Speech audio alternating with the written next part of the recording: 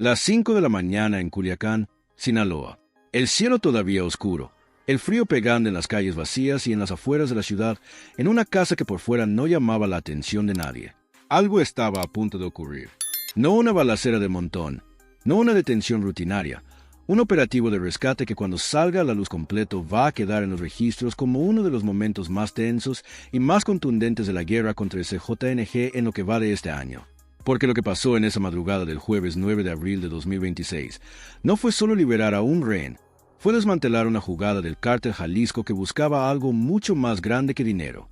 Buscaba doblarle el brazo al Estado, buscaba usar a una persona como palanca de chantaje contra las instituciones y no lo lograron. Hoy te voy a contar exactamente qué pasó, cómo se llegó hasta esa casa de seguridad, qué se encontró adentro, qué pasó con los sicarios que intentaron resistir y qué significa todo esto para lo que viene. Quédate hasta el final porque hay detalles de este operativo que todavía no han salido de ningún lado y que cambian la manera de entender lo que el CJNG estaba intentando hacer. Todo empieza días antes del operativo, no en Culiacán, sino con un video. Un video que llegó a manos de las autoridades federales y que cuando lo vieron encendió todas las alarmas al mismo tiempo. En ese video aparecía Carlos Emiliano Salinas, hijo de Carlos Salinas de Gortari, expresidente de México. Estaba vivo, pero en condiciones que no dejaban lugar a dudas sobre lo que estaba viviendo. Demacrado, con signos visibles de maltrato, con la mirada de alguien que lleva días sin dormir bien, sin comer bien, sin saber si va a salir de ahí. El mensaje que acompañaba el video era directo. El CJNG tenía al rehén. Tenían exigencias y si no se cumplían, las consecuencias iban a ser visibles. No era un secuestro común, era una declaración de intenciones. Era el cártel diciéndole al gobierno federal: tenemos a alguien que les importa y vamos a usarlo. Pero el video, que fue concebido como una amenaza, se convirtió en el primer error del cártel, porque cuando los analistas de inteligencia comenzaron a revisar ese material, fotograma por fotograma, detalle por detalle, encontraron lo que necesitaban: pequeñas pistas visuales, elementos de fondo que, combinados con información ya disponible en los sistemas de inteligencia, permitieron comenzar a trazar una ubicación. No fue inmediato, fue trabajo de días, de cruce de datos, de confirmaciones lentas y cuidadosas, pero el rastro estaba ahí y una vez que se identifica el hilo, solo es cuestión de tirarle con paciencia y precisión. Así comenzó la cuenta regresiva. El operativo no se improvisó. Se diseñó con tiempo, con información verificada, con equipos ya posicionados en la zona antes de que nadie en esa casa de seguridad sospechara que algo se estaba moviendo afuera. Se coordinaron fuerzas de la Guardia Nacional con elementos de los grupos aeromóviles de fuerzas especiales, los GAFES. Se estableció un perímetro. Se confirmó la presencia del rehén con vida dentro de la propiedad y solo entonces se dio la orden. A las 5:02 de la mañana, el cerco se cerró. Lo que pasó en los minutos siguientes fue rápido, preciso y definitivo. Los equipos tácticos irrumpieron en la propiedad desde varios puntos al mismo tiempo. Los sicarios que custodiaban el lugar intentaron resistir. Tenían armas largas, tenían posiciones y tenían la convicción que podían contener el avance. Estaban equivocados. El enfrentamiento fue breve pero intenso. 19 sicarios del CJN fueron neutralizados en legítima defensa. 19, no uno, no dos. 19 hombres que eligieron apuntar contra las fuerzas federales y pagaron ese error de la única manera en que termina esa historia. Carlos Emiliano Salinas fue localizado dentro de la propiedad con vida. Estaba débil, presentaba signos claros de maltrato, deshidratación, pero estaba vivo.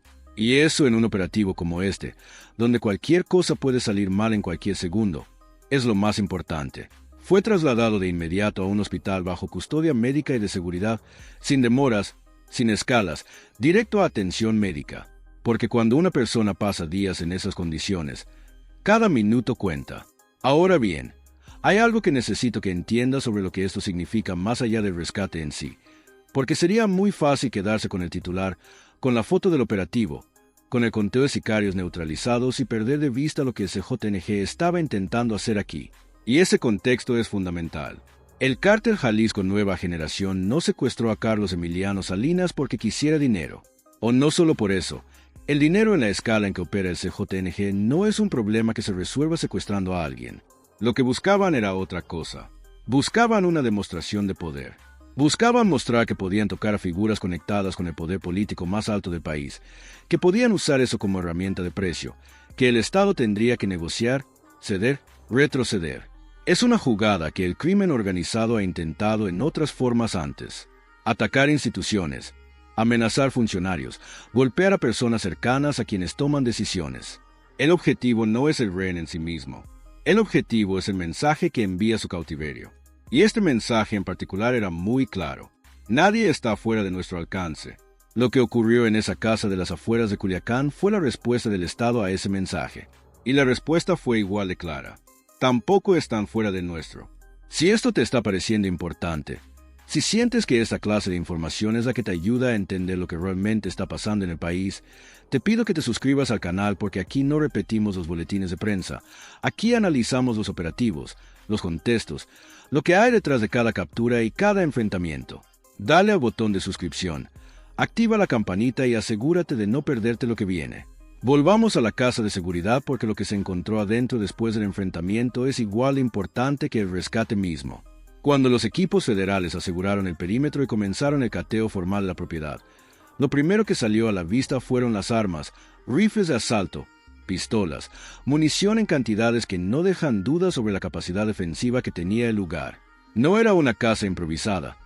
Era un punto deliberadamente habilitado para mantener a un rehén y resistir un intento de rescate. Estaba preparada para un enfrentamiento.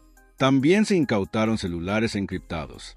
Este punto es crítico. Esos dispositivos no son solo evidencia de secuestro, son potencialmente la llave para llegar a los coordinadores de la operación, a quienes dieron las órdenes, a quienes establecieron el contacto para enviar las amenazas, a quienes gestionaron la logística de mantener a Carlos Emiliano Salinas con vida y bajo control durante todos esos días. El análisis forense de esos celulares va a tardar tiempo. La tecnología de extracción de datos ha avanzado mucho, pero los dispositivos encriptados presentan capas de protección que requieren trabajo especializado. Sin embargo, y esto es importante, el CJNG ya ha cometido ese error antes. La confianza excesiva en la encriptación hace que los operadores descuiden otros rastros, mensajes que no se borran a tiempo, contactos guardados con nombres que parecen inocentes, pero no lo son, coordenadas que quedaron registradas. Todo eso se puede recuperar y cuando se recupera, cada hilo lleva a otro. También se encontraron pequeñas cantidades de droga y dinero en efectivo, nada que haga pensar en un centro de operaciones mayor, pero sí en el perfil de los sicarios que custodiaban el lugar. Gente integrada en la estructura operativa del cártel con acceso a recursos, con entrenamiento para este tipo de trabajo, no eran improvisados. Y aquí viene algo que no se puede pasar por alto. 19 sicarios neutralizados en un solo enfrentamiento es un número que dice mucho sobre el nivel de resguardo que el CJNG le puso a este rehén. No era un operativo menor dentro de su estructura. Destinar esa cantidad de elementos armados a custodiar una sola propiedad implica recursos, implica planificación, implica que el cártel consideraba este secuestro una operación de alto valor. Eso también confirma que las exigencias eran serias, que lo que buscaban no era un rescate económico rápido, sino una palanca de negociación de largo plazo, algo que pudieran sostener en el tiempo mientras esperaban una respuesta del Estado que nunca llegó, porque la respuesta que llegó fue a las 5 de la mañana con elementos de élite rompiendo puertas. Ahora hablemos de lo que declaró Omar García Arf, porque sus palabras después del operativo merecen un análisis propio. No fueron palabras de protocolo, fueron directas, cargadas de intención y con un mensaje que iba más allá del parte de resultados habitual. Dijo que lograron rescatar con vida al hijo de Carlos Salinas, que reventaron a los secuestradores del CJNG, que los mugrosos pagaron su crimen. Y después vino lo más significativo de todo, que el CJNG intentó usar un secuestro como chantaje contra el Estado y que no lo permitieron, que nadie, ni siquiera los hijos de quienes gobernaron México, será utilizado por el crimen organizado y que seguirán avanzando hasta desmantelar lo que queda del cártel. Esas palabras tienen un peso enorme si las analizas con calma. Primero, porque reconoce abiertamente que esto no fue un secuestro por dinero, sino un intento de chantaje político. Eso es una declaración de que el Estado estaba al tanto de la verdadera naturaleza de la operación del CJNG y que tomó la decisión de responder con fuerza en lugar de ceder. Segundo, porque el tono de la declaración no es defensivo. No es el tono de alguien que acaba de sobrevivir una crisis. Es el tono de alguien que lleva la iniciativa, que entiende lo que el cártel intentó hacer y lo nombra sin rodeos. Tercero, Y esto es lo que más me llama la atención. La menciona que nadie está fuera de alcance del crimen organizado, pero tampoco del Estado. Es un mensaje doble. Le habla al cártel y le habla a la ciudadanía al mismo tiempo. Al cártel le dice, no importa quién intentes usar, vamos a ir por ellos. A la ciudadanía le dice, no cedimos, no negociamos, actuamos. Y en el contexto actual, con el CJNG en un proceso de fragmentación y presión constante desde múltiples flancos, ese mensaje tiene un peso operativo real, porque las células que aún operan están evaluando constantemente si vale la pena seguir adelante, si el riesgo supera el beneficio. Operativos como este, con resultados tan contundentes y tan visibles entran en ese cálculo. Permíteme que ahora te hable de algo que no suele aparecer en los análisis de seguridad, pero que es fundamental para entender por qué el CJN eligió este objetivo en particular. Porque la elección de Carlos Emiliano Salinas no fue aleatoria. El cártel no elige sus rehenes al azar cuando tiene objetivos de presión política. Elige personas cuyo nombre genera resonancia, cuya situación obliga a quien está en el poder a responder, cuya liberación o muerte tiene consecuencias que van más allá de lo personal. Carlos Salinas de Gortari sigue siendo una de las figuras más divisivas y más reconocidas de la historia política reciente de México. Su nombre genera reacciones inmediatas. Usar a su hijo como rehén era una apuesta calculada del cártel para provocar exactamente ese tipo de resonancia, para que la presión pública, mediática y política se multiplicara, para que las autoridades sintieran que no actuar tan bien tenía un costo altísimo. Es una estrategia que el crimen organizado ha refinado con los años. No es nueva, pero en este caso se encontró con algo que quizás no anticiparon con suficiente precisión. Una respuesta institucional que no se paralizó ante la presión simbólica del apellido, que trató el operativo como lo que era, un rescate de alto riesgo, y lo ejecutó con los mismos protocolos que cualquier otro. Eso también es un mensaje. Uno que dice que la lógica del Estado no se dobla ante la lógica del impacto político del apellido del rehén, y eso merece reconocimiento. Porque tomar esa decisión, actuar con contundencia en lugar de esperar, en lugar de negociar, en lugar de dejar que la presión pública dicte el ritmo de la operación, requiere una claridad de criterio que no siempre está presente en estas situaciones. Ahora bien, ¿qué sigue después de un operativo como este? Esa es la pregunta que realmente importa, porque el rescate es el punto de llegada de una parte de la operación, pero es también el punto de partida de la siguiente. Los celulares incautados van a ser analizados con todo el arsenal forense disponible. Cada mensaje, cada contacto, cada coordenada que no se borró a tiempo va a ser extraída y procesada.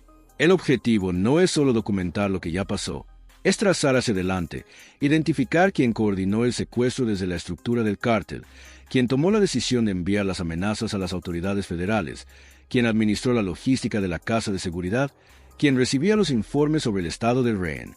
Esa cadena de mando, cuando se empiece a despejar, va a llevar a nombres y esos nombres van a abrir carpetas y esas carpetas van a derivar en órdenes de aprehensión, en cateos, en nuevos operativos. Así funciona esto cuando la investigación es seria y sostenida. No es una sola noche de acción, es una red que se va desenrollando. Los 19 sicarios neutralizados ya no van a hablar, pero los dispositivos que cargaban sí. Y eso en términos de inteligencia puede valer más que cualquier interrogatorio. También hay que hablar de Carlos Emiliano Salinas porque en medio de tanto análisis táctico y político es fácil perder de vista que hay una persona real en el centro de todo esto. Una persona que vivió días en una situación que la mayoría de nosotros no podemos ni imaginar, sin saber si las negociaciones iban a prosperar, sin saber si alguien iba a llegar a tiempo, dependiendo de sus captores para comer, para tomar agua, para cualquier cosa básica, con el maltrato y la deshidratación que quedaron registrados en su estado al momento del rescate. Eso no desaparece en cuanto lo sacan de la casa. El trauma de un secuestro es algo que lleva meses, a veces años, procesar. La desconfianza que genera en el entorno inmediato de la persona es profunda. El impacto en la salud física puede parecer menor al principio y complicarse después. Y la reconstrucción de la sensación de seguridad, de normalidad, requiere un trabajo sostenido que va mucho más allá del parte médico inicial. Mencionarlo no es morbo. Es reconocer que detrás de cada operativo exitoso hay una persona que tuvo que vivir algo que no debió vivir y eso merece ser nombrado. Y si estás siguiendo este caso, si quieres saber cómo avanza la investigación, qué sale de los celulares incautados, qué nombres aparecen conforme se analiza la evidencia, suscríbete ahora porque esto no termina aquí. Lo que se encontró en esa casa de seguridad es el comienzo de una investigación que va a seguir dando resultados en los próximos días y semanas, y vas a querer estar al tanto de cada movimiento. Regresemos al operativo porque hay un ángulo que todavía no hemos explorado y que es fundamental para entender el cuadro completo. El CJNG eligió Culiacán, Sinaloa, para montar esta casa de seguridad. Eso no es menor. Sinaloa es territorio históricamente asociado al cártel que lleva su nombre, no al Jalisco. Operar ahí implica acuerdos tácitos, tensiones, riesgos de exposición por parte de estructuras rivales. No es el terreno más cómodo para el CJNG. ¿Por qué entonces eligieron Culiacán? Una posibilidad es precisamente esa complejidad, un lugar donde múltiples grupos tienen presencia y donde la atribución de cualquier movimiento sospechoso se complica. Un lugar donde meter a un ren de alto perfil puede pasar más desapercibido que en una zona de dominio absoluto del propio cártel, donde cualquier movimiento fuera del ordinario llama la atención de la estructura local. Otra posibilidad, y esto es más especulativa, pero vale la pena apuntarla, es que el operativo de las autoridades fue posible en parte gracias a información que viene de fuentes cercanas al tejido criminal local de Sinaloa. No voy a afirmar que eso ocurrió, pero la capacidad de localizar esa casa con la precisión que requería un operativo de rescate exitoso en un terreno que no es el más favorable para las fuerzas federales, sugiere que la inteligencia estuvo muy bien trabajada desde múltiples ángulos y eso también es parte del trabajo. No solo la acción del jueves en la madrugada, las semanas previas de análisis, de seguimiento, de construcción de un cuadro de situación lo suficientemente sólido como para tomar la decisión de actuar con esa contundencia. Lo que también hay que subrayar es la velocidad con que todo se ejecutó una vez que se dio la orden, desde las 5:02 minutos que cerraron el perímetro hasta el momento en que Carlos Emiliano Salinas fue sacado de esa casa con vida. El operativo fue rápido y decisivo. Eso no ocurre por casualidad. Es el resultado de entrenamientos específicos para este tipo de escenarios, de simulacros, de protocolos que los elementos de élite conocen de memoria y ejecutan bajo presión sin margen de improvisación. Los GAV son exactamente eso, grupos diseñados para situaciones de alto riesgo, de precisión quirúrgica, donde el margen de error es prácticamente inexistente y en este operativo demostraron exactamente para qué fueron entrenados. Hay algo más que este caso pone sobre la mesa y que vale la pena nombrar aunque incomode un poco. El CJNG eligió secuestrar a alguien con ese apellido porque calculó que ese apellido genera una reacción especial. Y tiene razón en que genera reacción. Pero la pregunta que este operativo deja abierta es si cualquier otra persona secuestrada en condiciones similares habría recibido la misma respuesta institucional, el mismo nivel de coordinación, la misma velocidad de acción. La misma asignación de recursos de élite es una pregunta incómoda, pero honesta y no tiene una respuesta sencilla. Lo que sí podemos decir es que el estándar que se demostró en este operativo debería ser el estándar para cualquier caso de secuestro, que la inteligencia, la coordinación y la contundencia no deberían depender del apellido del rehén, sino de la situación en sí misma, y que si algo bueno puede salir de este caso más allá del rescate, es que sirva como referencia de lo que es posible cuando los recursos y la voluntad institucional se alinean. Eso no es una crítica, es una expectativa y exigirla es legítimo. Ahora bien, ¿qué pasa con el CJNG después de esto? Porque 19 elementos neutralizados y el fracaso de una operación que claramente fue diseñada en niveles altos de su estructura es un golpe que duele en varios sentidos al mismo tiempo, no solo en recursos humanos que son reemplazables dentro de la lógica del cártel, por más brutal que suene decirlo, sino en credibilidad interna, en capacidad de planificación estratégica y en la percepción que tienen las células de menor jerarquía sobre qué tan viable es continuar apostándole a este tipo de movimientos.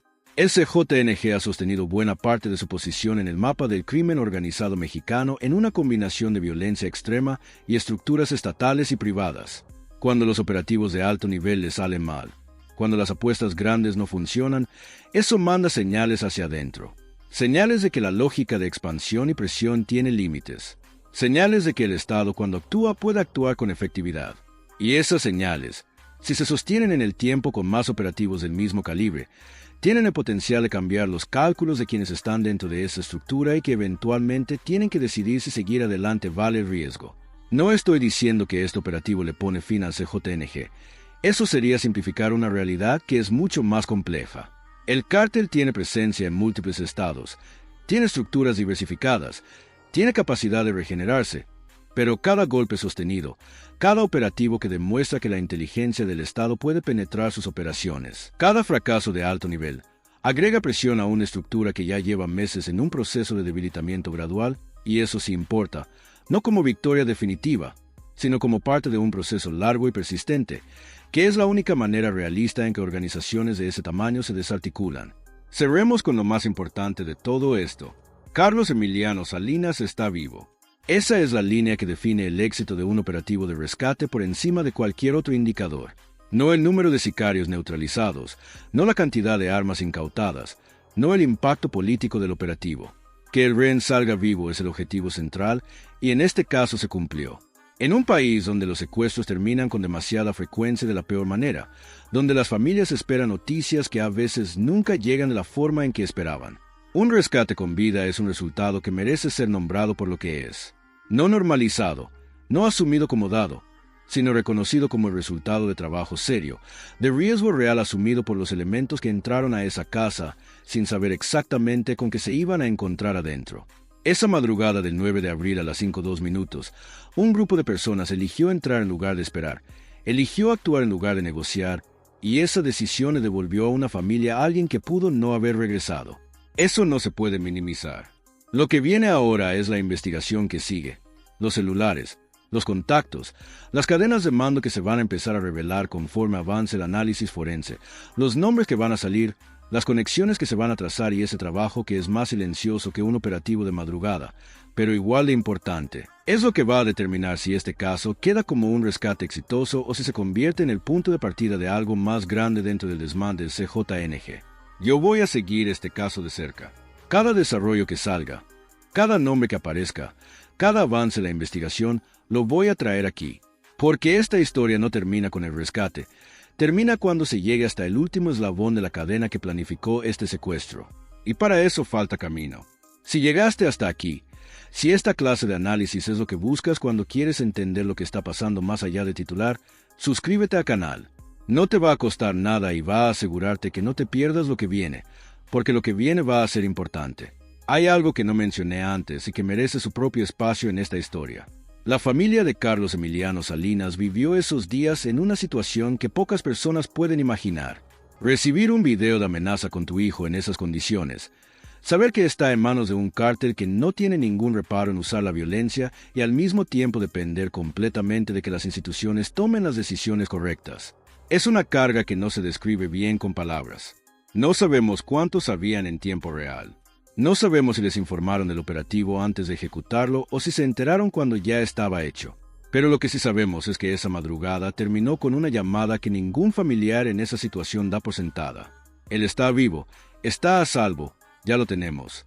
También hay que hablar del video de amenaza como pieza de inteligencia porque hay algo irónico en cómo terminó funcionando. El CJNG lo produjo como herramienta de presión.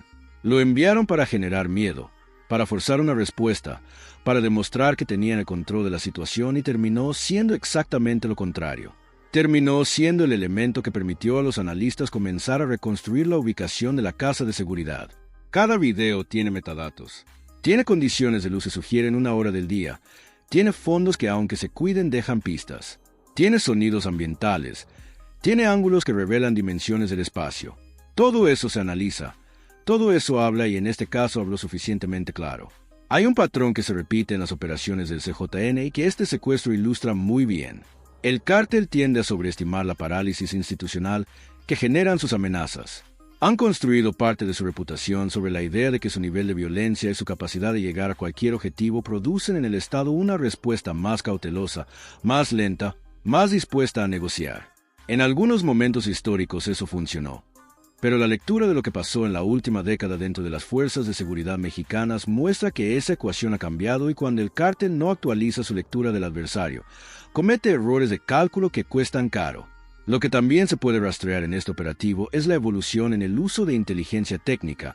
Hace 15 años, localizar una casa de seguridad a partir de un video de amenaza habría requerido semanas y no habría garantizado precisión suficiente para un operativo de rescate. Hoy la combinación de análisis forense digital, cruce de bases de datos y seguimiento en tiempo real permite comprimir ese proceso de manera significativa. Eso no significa que sea fácil.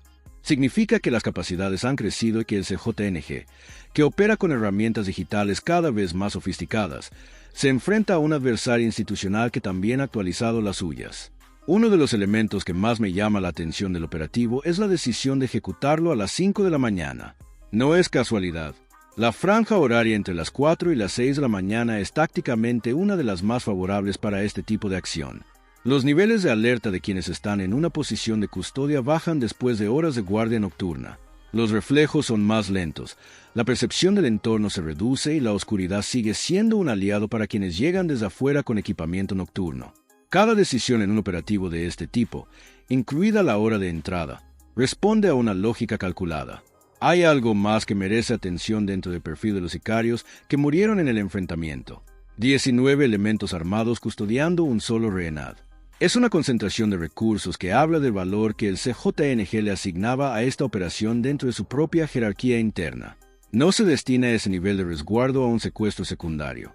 Eso significa que había alguien dentro de la estructura del cártel que consideraba este REN suficientemente valioso como para comprometer una cantidad importante de personal en un territorio que no es el más cómodo para el Jalisco.